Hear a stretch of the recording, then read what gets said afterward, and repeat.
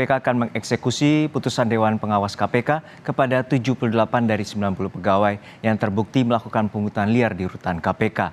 Eksekusi berupa permintaan maaf secara langsung dan terbuka di internal KPK. Hukuman permintaan maaf secara terbuka 78 pegawai KPK yang terbukti melakukan pungli diputuskan dan akan dilakukan hari ini 26 Februari. Hukuman diberikan setelah Dewas KPK menggelar sidang etik kepada 90 pegawai terkait pungli di rutan KPK pada 15 Februari lalu. Sementara 12 pegawai KPK lainnya diserahkan ke Sekjen KPK karena kegiatan pungli terjadi sebelum Dewas KPK terbentuk. Untuk mengetahui informasi terkini dari gedung KPK, kita langsung sapa jurnalis Kompas TV, Jona Hamonangan. Jona, pukul berapa permintaan maaf secara terbuka kepada publik akan dilakukan dan seperti apa mekanismenya kepada 78 pegawai KPK yang terbukti melanggar kode etik? Ya, Juno, kami masih menunggu secara resmi terkait dengan pelaksanaan permintaan maaf, tapi kami juga mendengar informasi bahwa permintaan maaf sudah dilakukan namun secara internal.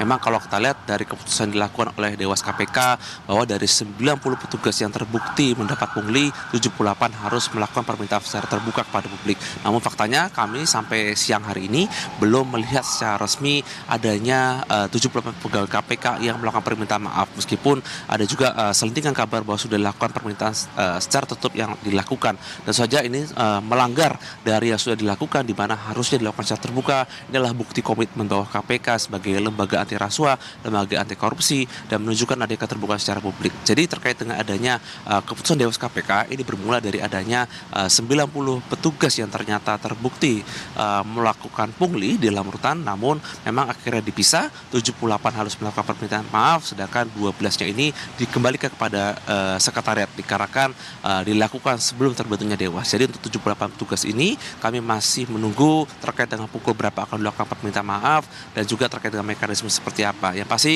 pantauan kami mulai dari pagi hari sampai siang ini kami belum melihat adanya permintaan secara terbuka dan kami sendiri juga sudah berusaha mengkonfirmasi kepada Ali Fikri khususnya dari juru bicara KPK terkait dengan beberapa kami belum mendapat konfirmasi secara resmi akan jam berapa akan dilaksanakan khususnya permintaan secara terbuka yang saja sebagai bukti komitmen dari KPK dalam rangka untuk menjaga transparansi dan bersih-bersih khususnya dari para pegawai dari internal KPK ini sendiri. Juno? Jona, apa sebelumnya yang menjadi pertimbangan dari Dewas KPK sehingga sanksi berupa permintaan maaf terbuka bagi publik ini diberikan pada 15 Februari lalu?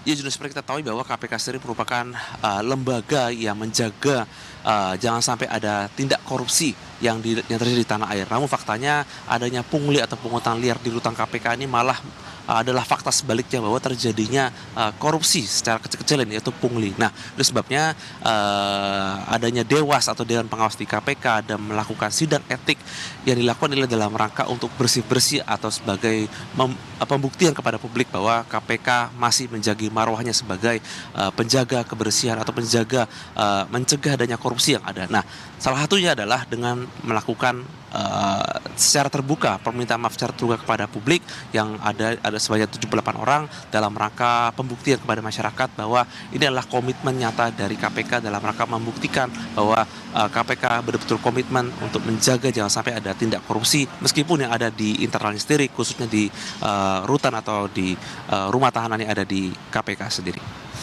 Juno? Baik, terima kasih atas laporan lengkap Anda, jurnalis Kompas TV, Jona Hamonangan dari Gedung KPK RI Jakarta.